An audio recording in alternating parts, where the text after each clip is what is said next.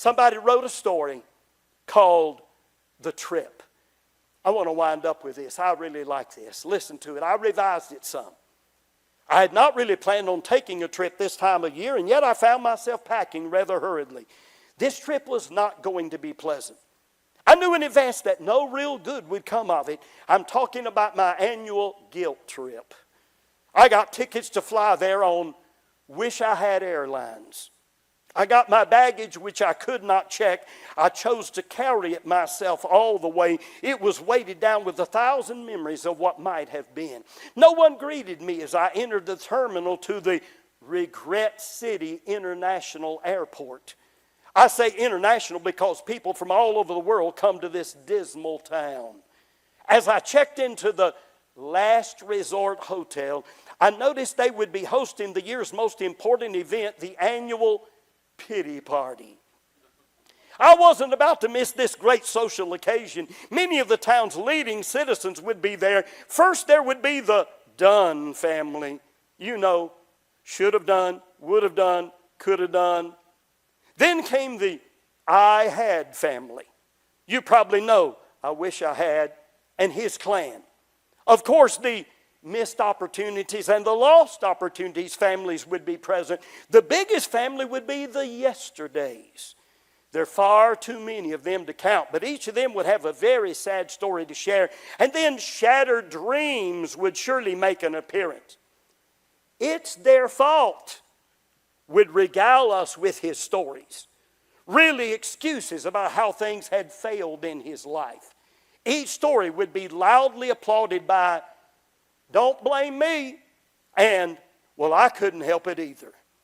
Well, to make a long story short, I went to this depressing party knowing there would be no real benefit in doing so, and as usual, I became very depressed. But as I thought about all the stories of failures brought back from the past, it occurred to me that all of this trip and subsequent pity party could be canceled if I would allow God's grace to work in my life. I started to truly realize I didn't have to be there. I didn't have to be depressed. One thing kept going through my mind. I can't change yesterday, but with God's help, I have the power to make today and tomorrow wonderful days. I can be happy, joyous, fulfilled, and encouraged as well as encouraging others.